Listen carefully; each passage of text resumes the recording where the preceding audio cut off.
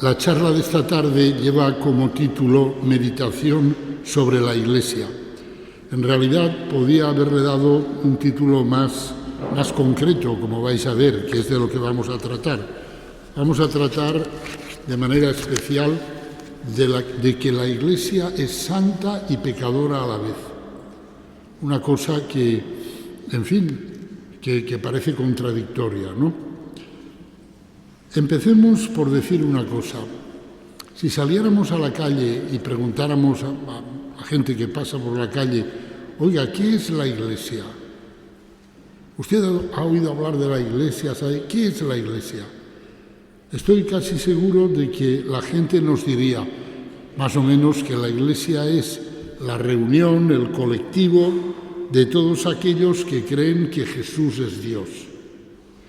La opinión común entiende que la Iglesia es el conjunto de todos los cristianos y que la Iglesia, por lo tanto, tiene las virtudes y los defectos que tienen esos hombres que se llaman cristianos y se reconocen como miembros de la Iglesia.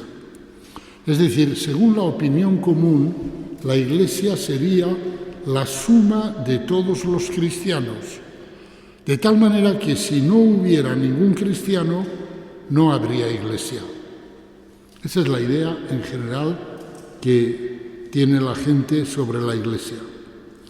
Claro, si la Iglesia es solo la suma de todos los cristianos, si la Iglesia es solo eso, pues está claro que la calidad moral y espiritual de la Iglesia será la resultante de la calidad espiritual y moral de todos sus miembros. Como es evidente que los miembros de la Iglesia tienen defectos y pecados, algunas veces muy grandes, decir que la Iglesia es santa sería algo muy atrevido y muy poco creíble. Sin embargo, es lo que decimos los cristianos todos los domingos en el credo, por lo menos en el credo niceno, que es más explícito, cuando decimos creo en la Iglesia que es una, santa, católica y apostólica. ¿Cómo es posible creer y decir esto si la Iglesia es solo la suma de los cristianos? Pues sencillamente porque la Iglesia no es solo la suma de sus miembros, sino que la Iglesia posee un ser propio, personal, distinto del ser de cada uno de sus miembros y de todos sus miembros juntos. De la misma manera que la madre es distinta y anterior al ser de sus hijos. Y ese ser propio de la Iglesia es el que es santo, sin mancha ni arruga, ni cosa parecida. Y por eso podemos decir que la Iglesia es santa, aunque muchos de sus miembros, o todos sus miembros, seamos pecadores. La Iglesia es una persona mística propia, la persona de la esposa de Cristo, que es real y diferente a la persona del esposo, que es Cristo, y que es real y diferente a las personas de sus miembros, que somos los cristianos. El ser propio de la Iglesia, diferente de los miembros que la componen, consiste, como afirma la carta a los Efesios, en la plenitud de gracia que es su cuerpo, el cuerpo de Cristo. Dios Padre constituyó a Cristo cabeza suprema de la Iglesia, que es su cuerpo, la plenitud del que lo llena todo en todo. La plenitud de gracia capital, es decir, propia de la cabeza, constituye la personalidad sobrenatural de la Iglesia, que la distingue de Cristo como esposa suya. Esa plenitud de gracia constituye a la Iglesia y la hace capaz de responder a Cristo con una entrega nupcial, con un amor esponsal, es decir, con un amor que no calcula, que se entrega sin medida, diciendo, como la esposa del Cantar de los Cantares, mi amado es para mí y yo soy para mi amado. El cuerpo es el lugar de la presencia personal del hombre. Cuando alguien me toca el cuerpo, me toca a mí, porque el cuerpo es el lugar de la presencia de la persona, el lugar donde la persona se hace presente. Cuando decimos que la Iglesia es el cuerpo de Cristo, afirmamos una gran verdad, a saber, que la Iglesia es el instrumento que Cristo se ha dado a sí mismo para actuar en medio de los hombres a lo largo de la historia humana, para que los hombres puedan seguir escuchando su palabra y recibiendo sus gestos salvíficos en los sacramentos. Cuerpo de Cristo significa eso. Significa la Iglesia es el lugar donde Cristo está presente y por lo tanto donde Cristo puede tocar a cada hombre. Le puede imponer las manos, como hacía Él con los enfermos y con los niños, para bendecirlos. Le puede decir, tus pecados están perdonados. Le puede seguir realizando los gestos salvadores de Cristo. Pero la Iglesia no es solo eso, no es solo el instrumento que se ha dado Cristo para seguir presente en medio de los hombres, sino que es también una persona mística que acoge la venida de Cristo y que responde a ella con un amor de esposa. De manera que la Iglesia es cuerpo de Cristo y es también esposa de Cristo. Por el Espíritu Santo, la Iglesia no es solo cuerpo de Cristo, instrumento de su presencia, sino también alguien que le acoge, que se vuelve hacia Él para responderle, para amarle en respuesta a su amor, para esperar su venida. Y es en este sentido como el Nuevo Testamento, siguiendo al Antiguo, llama a la Iglesia la esposa de Cristo. Sin embargo, esa esposa de Cristo está compuesta por hombres que todavía no dan a Cristo la respuesta de amor esponsal total que el Señor merece, porque todavía no han llegado a la perfección de la divinización que el Espíritu Santo va operando en ellos. Es decir, está compuesta por hombres que somos mediocres en nuestra respuesta de amor al Señor, mientras que la Iglesia es total y perfecta en su respuesta de amor al Señor. Cuando contemplamos la mediocridad espiritual de muchos cristianos, pues surge en nosotros la pregunta: ¿dónde existe, dónde está esa esposa enamorada que se entrega totalmente al esposo? Hasta ahora he hablado de una persona mística. Pero ¿dónde está esa persona mística? ¿Se la puede señalar con el dedo? Tendremos que esperar al último día, al día del juicio final, para que los cristianos seamos llevados a la perfección total, y entonces sí podremos afirmar que la Iglesia ama a Cristo como Él merece ser amado. Tendremos que esperar hasta ese día para que Cristo reciba el amor que Él merece.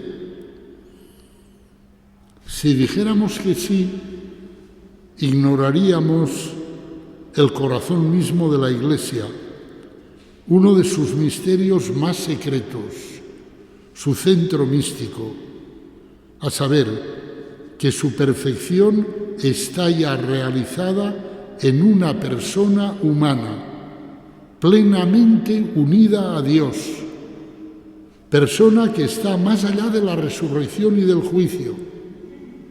Me diréis, ¿quién es esa persona? La Virgen María. La Virgen María ya está más allá de la muerte, de la resurrección y del juicio, porque está asunta al cielo en cuerpo y alma. Y ella es la que da a Cristo la respuesta total de amor que Cristo merece, la respuesta generosa, esponsal, entregada por completo que Cristo merece. Por lo tanto, podemos ya decir que la Iglesia existe sin mancha ni arruga ni nada semejante, amando a Cristo como Cristo merece ser amado. Y si me preguntan, ¿dónde está esa Iglesia? Diré, en la Virgen María. Y los demás vamos caminando hacia ella. Vamos caminando hacia un amor como el de ella al Señor. La persona mística de la Iglesia trasciende y al mismo tiempo asume las personas de cada uno de sus miembros. Por eso, en cada Eucaristía, antes de comulgar, el sacerdote ora en nombre de todos los fieles diciendo: no mires nuestros pecados, sino la fe de tu Iglesia. Fijaos bien en esta frase que la dice el sacerdote en todas las Eucaristías. No mires nuestros pecados, sino la fe de tu Iglesia. Hay algunos cristianos que lamentablemente en su corazón dicen lo contrario. Dicen, no mires los pecados de la Iglesia, mírame a mí. Pero vamos a ver, criatura, ¿tú sabes lo que estás diciendo o lo que estás pensando? Si el pecador eres tú y yo. La Iglesia existe como distinta de todos sus miembros y existe sin mancha, ni arruga, ni nada semejante, y ama a Cristo como Cristo merece ser amado, y tiene una fe y una caridad total hacia el Señor. Y por eso decimos, no mires nuestros pecados, sino la fe de tu Iglesia. Nos reconocemos pecadores, faltos de la respuesta de amor a Cristo que Él merece, pero recurrimos a la persona de la Iglesia y a su fe, que suple nuestra falta de fe. Recuerdo en una parroquia donde estuve una mujer que tenía un hijo, pues en fin, muy problemático, y el hijo iba pues haciendo estropicios por todos los lados. Y recuerdo que esa mujer me dijo, mire, yo no vivo más que para intentar arreglar los estropicios de mi hijo. Se enteraba de que su hijo había atracado una tiendecita o lo que sé, se iba al tendero y le decía, dime lo que se ha llevado a mi hijo. Y ella se lo pagaba. Eso es lo que hace una madre. Eso es lo que hace la Iglesia con nosotros.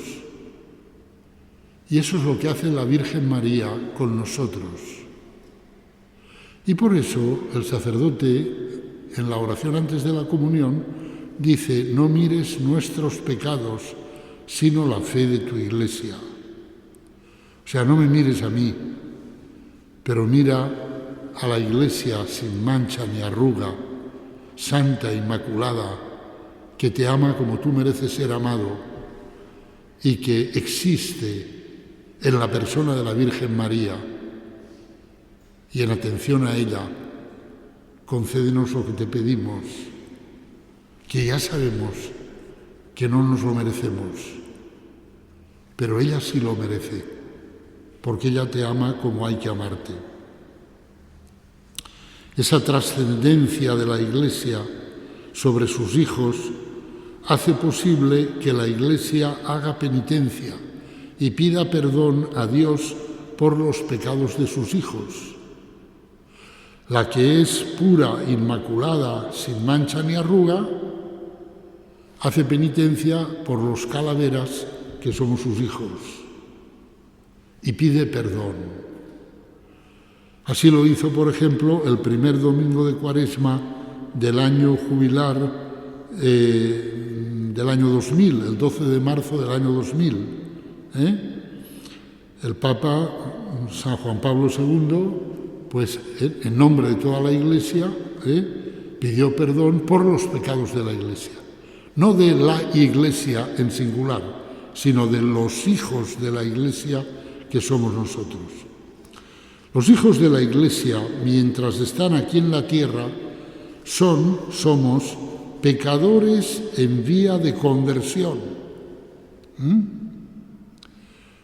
Siempre recuerdo una frase que al Papa le gusta mucho decir, y yo ya la conocía de antes, es decir, cuando en una conferencia o en eso hacen una presentación, ¿no? Y dicen, esta persona que va a hablar, y dicen todos sus títulos, todos sus méritos y tal, ¿no? Y recuerdo que un sacerdote dijo, muchas gracias por estas palabras, pero se ha olvidado, le dijo al presentador, de decir lo más importante, que soy un pecador perdonado. Y eso es lo más importante. Soy un pecador perdonado. Al Papa Francisco le gusta mucho esa frase y es muy profunda, porque expresa, en verdad, la condición de todo cristiano. Santo Tomás de Aquino explica que la persona mística de la Iglesia es la que sostiene la oración de todos sus miembros, incluso la de aquellos que están en pecado mortal. Es interesante esto, ¿eh? Un cristiano está en pecado mortal y a lo mejor va por la carretera y yo qué sé, bueno, y se ve apurado y dice una oración.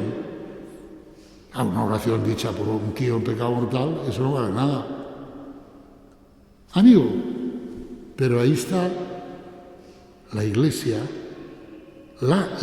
en singular, avalando esa oración. Ahí está la Virgen María, que es la persona que personifica a la Iglesia en singular, avalando esa oración. Y eso es muy, muy bonito. Y hace posible que esa oración sea eficaz, orientándola, por supuesto, hacia la conversión de esos mismos hijos que están en pecado mortal, pero oran. La persona inmaculada y perfecta que es la Iglesia existe en la Virgen María. La Virgen María no está en la Iglesia como están los demás miembros de la Iglesia. Los miembros de la Iglesia estamos en la Iglesia como las piedrecitas están en el mosaico, ¿no? Cada uno somos una piedrecita de ese mosaico, pero ninguno somos todo el mosaico. Ella, la Virgen María, está en la Iglesia como inmanente a la personalidad misma de la Iglesia. Es decir, no es una piedrecita de la Iglesia, es la personificación de ese conjunto que es la Iglesia. María fue hecha por la acción divina inmanente a la personalidad de la Iglesia, de tal manera que no hay nada en la Iglesia que no esté antes en María.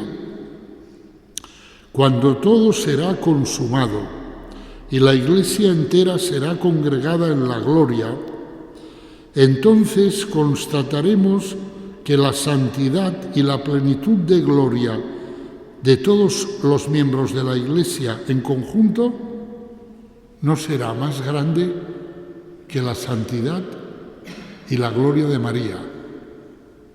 Será exactamente igual a ella. Ese es el misterio. Nosotros nos vamos convirtiendo, vamos dejando que el Espíritu Santo nos trabaje y el Espíritu Santo nos quiere llevar a cada uno de nosotros y a todos hacia una plenitud de gracia como la que hay en la Virgen María. Por eso digo que ella no es una piedrecita más del mosaico, sino que es la personificación, por así decir, del conjunto del mosaico. El Concilio Vaticano II, confirmando la enseñanza de toda la tradición, ha recordado que en la jerarquía de la santidad, la Virgen María es figura de la Iglesia. Ella nos precede a todos en la vía de la santidad. En su persona, la Iglesia ha alcanzado ya la perfección que la hace sin mancha ni arruga. Fueron los padres de la Iglesia quienes, en el desarrollo de su doctrina, fueron viendo que la Iglesia está anticipada en la Virgen María, que es una persona en María, y que inversamente María no es un individuo aislado y cerrado en sí mismo, sino que lleva en sí todo el misterio de la Iglesia. Ellos no comprendieron a la persona como cerrada de manera individualista, ni a la comunidad como colectividad impersonal, sino imbricadas la una en la otra. Eso se ve ya muy bien en el capítulo 12 del Apocalipsis. Es ese capítulo en el cual se habla de la mujer vestida del sol que está embarazada y que va a dar a luz, y que hay un dragón, que es el diablo, que quiere matarla a ella y matar a su hijo, y se presenta todo ese drama. Pues ahí se contempla a todo el pueblo de Dios en su sufrimiento fecundo, como a María, la Madre del Redentor. Es decir, ¿quién es esa mujer vestida del sol que está embarazada y va a dar a luz un niño que está destinado a gobernar el mundo con cetro de hierro, como dice el Salmo 2? Esa mujer es la Iglesia y esa mujer es la Virgen María. La Iglesia engendra a Cristo por la evangelización, por la predicación, por el bautismo, por los sacramentos, y la Virgen María engendró a Cristo y nos lo entregó. En ese ir y venir entre la persona y la comunidad, tal como lo encontramos en este texto, que se puede leer, pues eso, como un texto que habla de la Iglesia y como un texto que habla de la Virgen María. Y cuando dice, y se le dieron las alas del águila grande, o sea, de Dios, a la mujer para que huyera al desierto, para librarla del dragón. ¿Quién huye al desierto? La Iglesia, que está siempre como desterrada en este mundo, porque el mundo mismo la destierra, y la Virgen María, que con San José tomó al niño Jesús y se fueron a Egipto, al desierto. Todo eso está proféticamente descrito en el capítulo 12 del Apocalipsis. En ese ir y venir entre la persona y la comunidad, María y la Iglesia, se anticipa ya la imbricación entre María y la Iglesia, que fue la idea que desarrollaron poco a poco los padres en su teología. Hay un texto muy bonito del beato Isaac, un monje, abad del monasterio de Stella, en el que se dice: por todo ello, en las Escrituras divinamente inspiradas, se entiende con razón, como dicho en singular de la Virgen María, lo que en términos universales se dice de la Virgen Madre Iglesia, y se entiende como dicho de la Virgen Madre Iglesia en general, lo que en especial se dice de la Virgen Madre María. Y lo mismo si se habla de una de ellas que de la otra, lo dicho se entiende casi indiferente y comúnmente como dicho de las dos. Es así, es así. Y por eso la eclesiología y la mariología van juntas. La comprensión de la Iglesia y la comprensión de María. María es la persona en la que la personalidad mística de la Iglesia existe. La madre precede a sus hijos y, aunque no tuviera ningún hijo, existe. Pues así es la Iglesia. La Iglesia, aunque no tuviera ningún hijo, que gracias a Dios tiene muchos, existiría, como vamos a seguir viendo ahora. Como explica Santo Tomás de Aquino, la plenitud de gracia personal, subjetiva de la Virgen María coincide realmente con la plenitud objetiva de la gracia capital de Cristo, puesto que María es preparada por la gracia para su misión de ser Madre de Dios.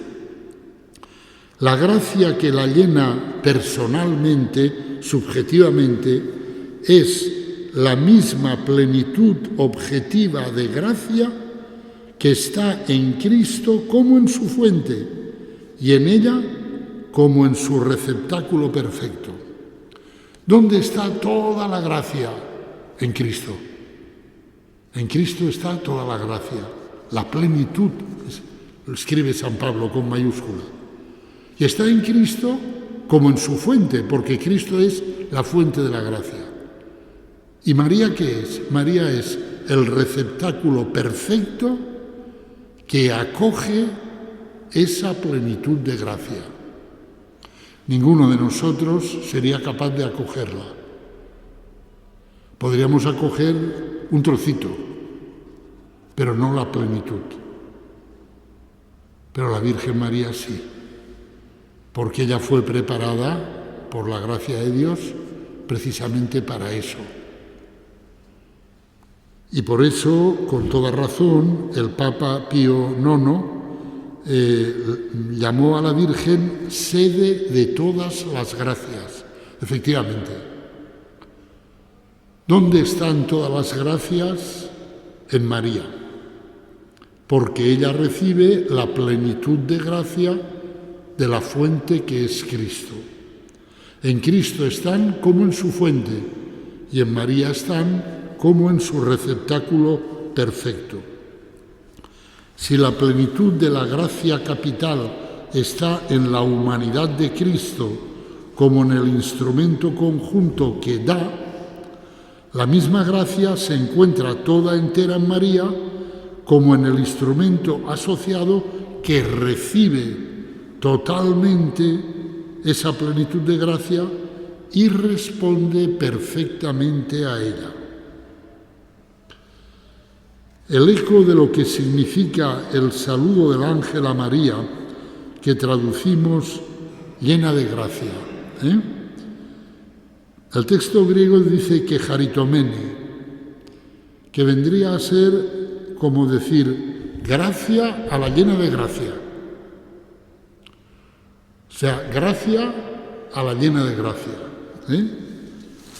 Pues el eco de esa realidad es la palabra que la Virgen María dijo en Lourdes. Le dijo a Santa Bernardita: yo soy la Inmaculada Concepción. O sea, yo soy la llena de gracia. O como dicen nuestros hermanos ortodoxos, la toda santa. Ellos dicen en griego la panagia. Panagia. Toda santa. En el núcleo esencial de la Iglesia está la fe de María. Cuando rezamos en el rosario los misterios gozosos Primer misterio, la anunciación del ángel a la Virgen María. Ahí contemplamos a la Virgen que da su respuesta a Dios por medio del ángel, que dice: hágase en mí según tu palabra. Le dice que sí a Dios. En el fondo, toda nuestra vida, la de cada cristiano, es intentar decirle a Dios un sí como el que le dijo la Virgen. Acercarnos al sí de María. Porque claro, nosotros, por la gracia de Dios, le decimos que sí a Dios, pero siempre es un sí, en fin, con condiciones, con recovecos, ¿no? Sí, pero esto no me lo toques. Sí, pero esto otro tampoco, Sí, pero en fin, siempre hay alguna reserva. La Virgen María no tuvo ninguna reserva. Su sí a Dios fue total, perfecto, plenario. El perfecto acto de fe mariano eclesial completa y perfecciona lo que nosotros hemos hecho de un modo incompleto e imperfecto. Pues claro, nosotros, por la gracia de Dios, le hemos dicho que sí a Dios, pero después refunfuñamos, nos resistimos, tal. Siempre hay algún aspecto, algo que chirría. En María no chirría nada. Ella está al pie de la cruz y no tiene ninguna queja contra Dios. Ni se hace ninguna pregunta de esas que a nosotros nos gusta tanto hacer. ¿Y por qué a mí me pasa eso? ¿Y por qué? Y tal. No. Ella es un sí total e incondicional.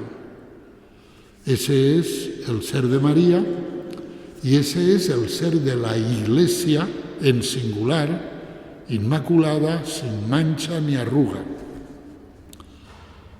De modo semejante, por ejemplo, cuando nosotros nos confesamos, podemos acordarnos de María como la que más abrió su alma a Dios, hasta en los ángulos más retirados de su corazón.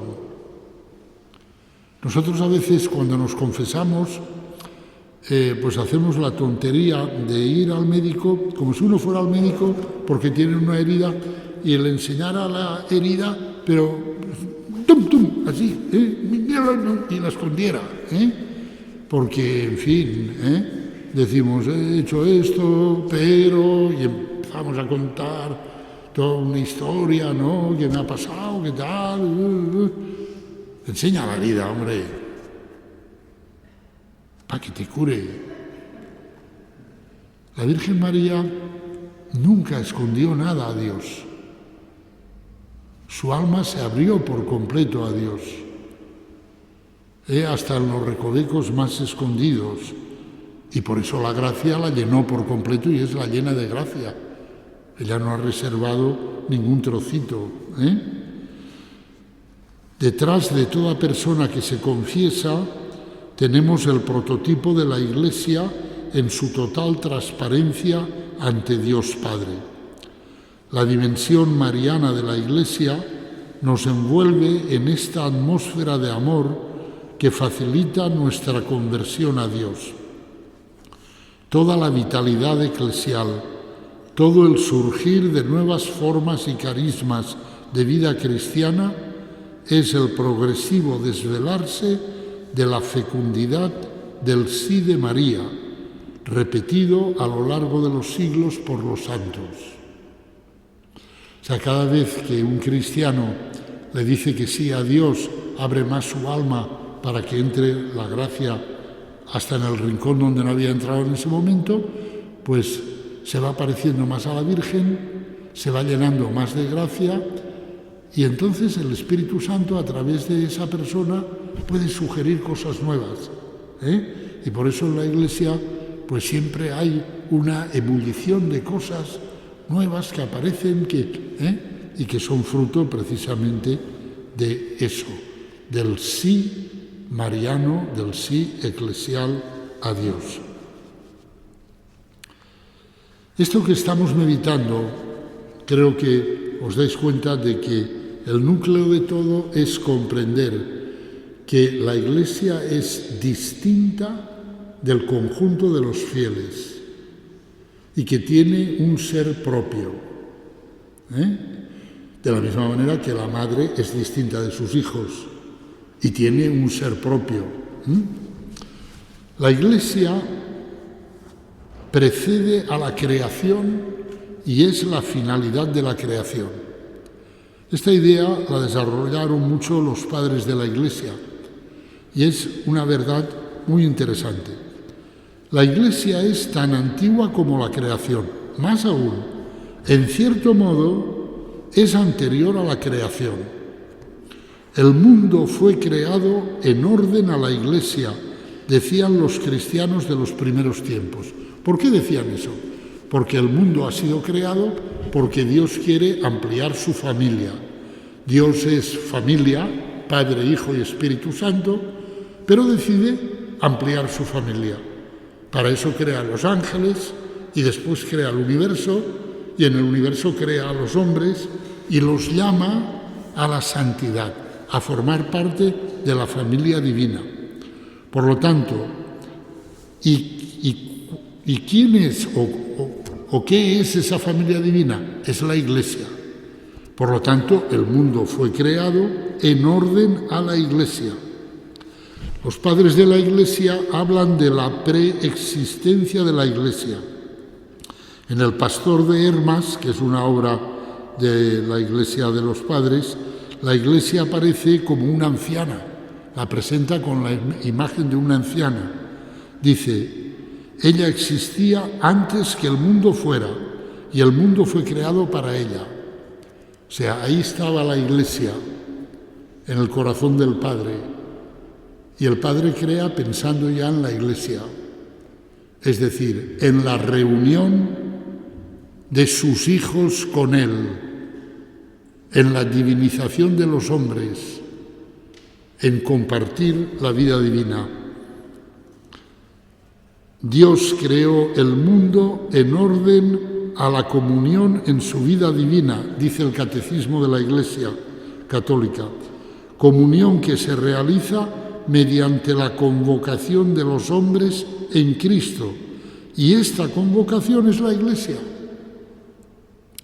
¿Qué es la Iglesia? Pues nosotros lo vemos. La Iglesia es que salen los apóstoles a predicar, se convierten, los bautizan y la Iglesia va creciendo. Es la convocación de los hombres en Cristo. Eso es la Iglesia. Y Dios crea el mundo para eso. Para que exista eso, para que la familia que Él es, la Trinidad, se amplíe y otros seres distintos de Él, los ángeles y los hombres, puedan gozar de la dicha, de la felicidad que Dios es. Finis omnium ecclesia, la Iglesia es la finalidad de todas las cosas. Una conocida frase de Clemente de Alejandría, uno de los padres, sintetiza así esta visión. Así como la voluntad de Dios es un acto y se llama mundo, así su intención es la salvación de los hombres y se llama Iglesia. Interesante esto, ¿no?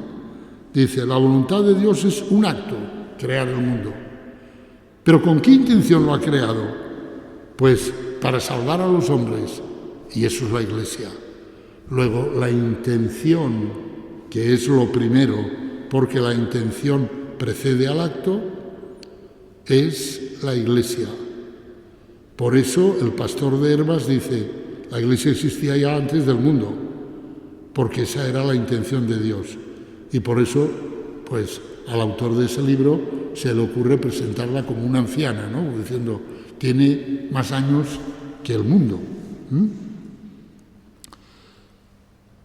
La Iglesia es lo que Dios ha pretendido con la creación. Es el verdadero fin de la creación y llegará a su plenitud cuando todos los justos, desde Adán, desde el justo Abel hasta el último elegido, se reunirán con el Padre de la Iglesia universal. Es decir, la Iglesia alcanzará su plenitud cuando vuelva Cristo y todos los santos sean congregados en Él en el cielo. Si todo fue creado en orden a Cristo, entonces será cierto también que todo fue creado para la Iglesia, que es su cuerpo. Que no separe el hombre lo que Dios ha unido. Dios ha unido a Cristo y a la Iglesia, no lo separemos. Pero la Iglesia no es solo el fin del designio salvífico, estamos diciendo, la Iglesia es el fin de la creación, porque Dios crea el mundo para salvar a los hombres y la salvación de los hombres se da en la Iglesia, sino que es también no solo el fin, sino el medio, el instrumento a través del cual el Señor realiza ese fin. Por eso el Concilio Vaticano II afirma que la Iglesia es signo e instrumento de la unión íntima con Dios y de la unidad de todo el género humano, signo y a la vez instrumento. En la Iglesia peregrinante comienza ya a hacerse realidad el plan de Dios para la creación. En la Iglesia consumada, al final de los tiempos, cuando vuelva el Señor, ese plan habrá alcanzado su meta. Y el instrumento con el que se va haciendo eso es la Iglesia. Por eso, los que dicen Cristo sí, pero la Iglesia no, pues, en fin, pues no entienden nada. Porque, oiga, Cristo sí, pero ¿qué quiere Cristo? Cristo quiere la salvación de los hombres. Cristo quiere la divinización del hombre. ¿Y qué hace falta para eso? Para eso hace falta los sacramentos. Para eso hace falta el bautismo, que me perdone los pecados, la penitencia, que me perdone los que he cometido después del pecado, la Eucaristía, etc. Y todo eso no puede existir sin la Iglesia. Por eso, que no separe el hombre lo que Dios ha unido. Y Dios ha unido a Cristo y a la Iglesia. Por eso decimos que la Iglesia es la esposa de Cristo. No se puede pretender divorciar ese matrimonio y decir, sí, Cristo sí, pero la Iglesia no. No. Cristo y la Iglesia. En la Iglesia peregrinante comienza ya a hacerse realidad el plan de Dios, que alcanzará su meta en la Iglesia consumada. Entonces se habrá desarrollado plenamente el sentido de la Iglesia, ser comunión con Dios, ser comunión de unas personas con otras en Dios. Y por eso el cielo será tan bonito. En el cielo no pasará como en las bodas aquí. Aquí, cuando se hace una boda, siempre hay un mareo, ¿no? Y es que los amigos del novio o de la novia le dicen, por favor, no me pongas en la mesa donde esté fulano. No quiero estar con él. Bien, en el cielo eso no pasará. En el cielo estaremos todos a gusto con todos.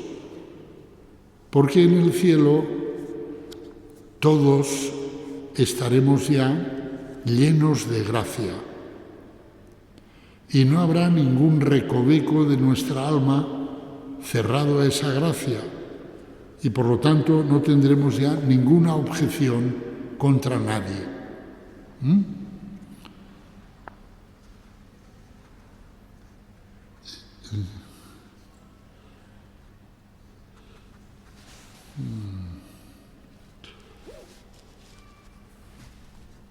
La Iglesia es, pues, por lo tanto, instrumento y fin, camino y meta. Y por eso, en el misterio de la Iglesia, existe siempre una tensión viva producida por estos dos aspectos que la Iglesia es al mismo tiempo. Por un lado es la meta hacia la que vamos, consumada en el cielo. Por otro lado es el instrumento por el cual vamos caminando hacia esa meta. La Iglesia es lo que toda la creación anhela. San Pablo en la carta a los Romanos dice que la creación fue condenada al fracaso no por su propia voluntad, sino por aquel que así lo dispuso. El que así lo dispuso no fue Dios, fue Adán al pecar. Adán al pecar arrastró en su pecado a toda la creación. Vive en la esperanza de ser también ella liberada de la esclavitud de la corrupción y participar así en la gloriosa libertad de los hijos de Dios. Mirad, la jerarquía justa de las cosas es esta, lo dice San Pablo: todo es vuestro, vosotros de Cristo y Cristo de Dios. Todo es vuestro, el universo es del hombre y el destino espiritual del universo lo lleva el hombre en su ser, en su libertad. Si el hombre con su libertad elige a Dios, el universo entra en un proceso de transfiguración gloriosa. Pero si el hombre con su libertad elige el pecado, el universo entra en un proceso de corrupción. Es lo que ocurrió con el pecado de Adán. Y a medida que nos vamos convirtiendo y vamos dejando que la gracia se apodere de nosotros, el universo se va transfigurando hacia la gloria. Por eso, la primera ecología es vivir en gracia de Dios. Aunque quizá esto muchos ecologistas no lo sepan, pero la primera ecología, la más radical, la más fundamental, es vivir en comunión con Dios. Porque si vives en comunión con Dios, el universo cósmico se va liberando de la esclavitud de la corrupción a la que le sometió el pecado de Adán y le sigue sometiendo el pecado de los hijos de Adán, que somos nosotros. En la liturgia de la Iglesia, en sus sacramentos, en la oración, en la santificación de la vida, en el amor activo hacia los pobres, se hace ya realidad presente la creación liberada. Eso es muy bonito, ¿eh? Cuando con un poco de aceite se da el perdón de los pecados, ahí la creación ya está transfigurada. Cuando con un poco de aceite en la confirmación se da el Espíritu Santo, pues ahí la creación ya va siendo transfigurada y liberada. San Agustín dice que la Iglesia es mundus reconciliatus, es decir, un mundo reconciliado. Bien, pues, ¿cómo podríamos resumir todo esto que estamos meditando esta tarde? Pues los padres de la Iglesia acuñaron una expresión muy gráfica, ¿no? Ellos hablaban de la Iglesia diciendo que era la casta meretrix, es decir, la casta prostituta. Dos términos contradictorios, ¿verdad? Veamos en qué sentido. Mirad, si nos fijamos en la oración de los fieles de las liturgias más antiguas, al orar por la Iglesia solemos pedir por la Santa Iglesia de Dios, pero también pedimos que Dios la purifique de toda mancha, o pedimos que termine la división en la Iglesia. Claro, entonces alguien podría decir, bueno, ¿en qué quedamos? Si es santa, ¿por qué pedimos que la purifique? Si es santa, ¿por qué pedimos que termine la división en la Iglesia? ¿Por qué no está unida? Ahora ya estamos en condición de poder resolver esta paradoja, porque sabemos distinguir entre la madre, que es distinta y anterior a sus hijos, y sus hijos, que mientras caminan aquí en la Iglesia están manchados por el pecado. Mientras caminan aquí en la tierra, están manchados por el pecado.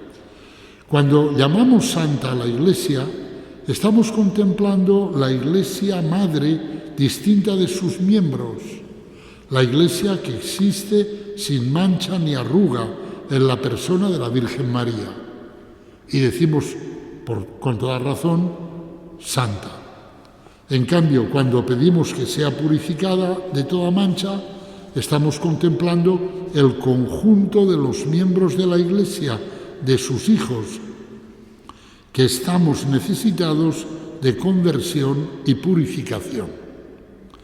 Al confesar en el credo la santidad de la Iglesia, no estamos confesando algo obvio, humanamente evidente.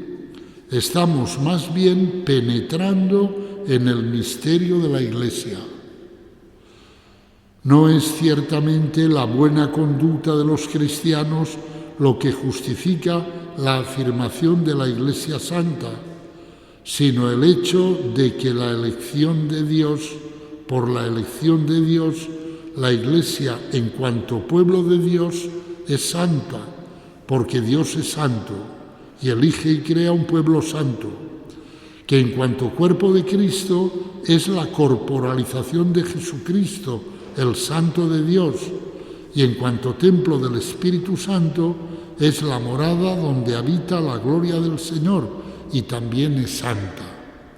Cuando decimos santa a la Iglesia, penetramos en lo más profundo del misterio de la Iglesia, que existe personalmente en la persona de la Virgen María.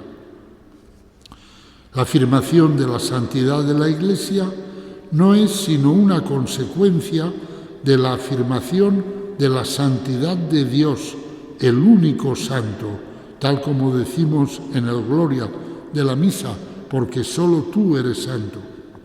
No se trata, por tanto, de que nosotros seamos buenos,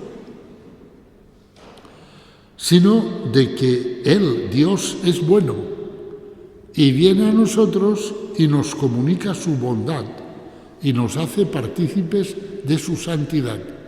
¿Y dónde ocurre todo eso? En la Iglesia. Y por eso llamamos santa a la Iglesia. Nosotros nos acordamos muy bien de las palabras que el Señor le dijo al joven rico: ¿por qué me llamas bueno? Nadie es bueno excepto Dios. Cuando nosotros decimos que la Iglesia es santa, pensamos en Dios y que Dios ha puesto la plenitud de su gracia en la Iglesia. Es este hecho objetivo el que confesamos al confesar la santidad de la Iglesia, la verdad de un Dios enamorado de los hombres que viene hacia ellos para comunicarles su vida y que deposita la plenitud de su gracia en la Iglesia. La santidad objetiva de la Iglesia, que es la que confesamos en el credo, contrasta con la innegable presencia del pecado dentro de ella. Así lo reconoce el Concilio Vaticano II al afirmar que la Iglesia es santa y a la vez está siempre necesitada de purificación. Recorre siempre el camino de la expiación y de la renovación. Por eso el misterio de la Iglesia es el de la casta meretrix, según la expresión de los padres de la Iglesia. San Agustín, pensando en la Iglesia como esposa de Cristo, afirma: grande y única es la condescendencia del esposo. Cristo encontró una prostituta y la transformó en virgen. Ella no puede olvidar que era prostituta para no olvidar la misericordia del que la redimió. Y Él vino y la convirtió en virgen. Por eso la Iglesia en todo este tiempo, en el que va desde Pentecostés hasta la parusía, no deja de orar diciendo: perdona nuestras ofensas. Y cada Viernes Santo, en el canto de los improperios, que aquí en la parroquia lo leen 2 lectores mientras hacemos la adoración de la cruz, y en ese canto Cristo dice: pueblo mío, ¿qué te he hecho? ¿En qué te he ofendido? Respóndeme. Cristo, pues en ese canto la Iglesia confiesa ser la Jerusalén que asesinó al Señor y acepta que el Señor le haga esa pregunta: ¿en qué te he ofendido? ¿Por qué me has hecho esto? De ahí que San Agustín afirme de nuevo: la Iglesia en cuanto totalidad dice: perdónanos nuestros pecados. La Iglesia tiene pues manchas y arrugas, pero con la confesión se quita la arruga y se lava la mancha. La Iglesia está en oración para ser purificada por la confesión, y en tanto vivan hombres sobre la tierra, sigue estando así. Esta simultaneidad de santidad y pecado ya fue proféticamente anunciada en las palabras que la esposa del Cantar de los Cantares dice: soy negra pero hermosa. Negra, el color de la noche, el símbolo del mal, pero hermosa, porque la luz del rostro de mi amado se ha posado sobre mí. Esta simultaneidad, pues, de santa y de pecado, define la condición actual de la Iglesia, que en su totalidad no será sin mancha ni arruga, sino santa e inmaculada hasta que vuelva el Señor, en su totalidad. Sin embargo, en la persona de la Virgen María, la Madre del Señor, la Iglesia existe ya, ahora, sin mancha ni arruga, completamente santa e inmaculada. Y por ello la afirmación de la santidad de la Iglesia no es verdadera únicamente referida al mundo futuro, sino también en el tiempo presente. Por eso en la oración más común a la Virgen, que es el Ave María, nosotros, si os fijáis en esa oración, no le pedimos nada a la Virgen, ninguna cosa. Bueno, solo le pedimos una: ruega por nosotros, pecadores. Le pedimos que su oración nos sostenga. En el nombre del Padre, y del Hijo, y del Espíritu Santo.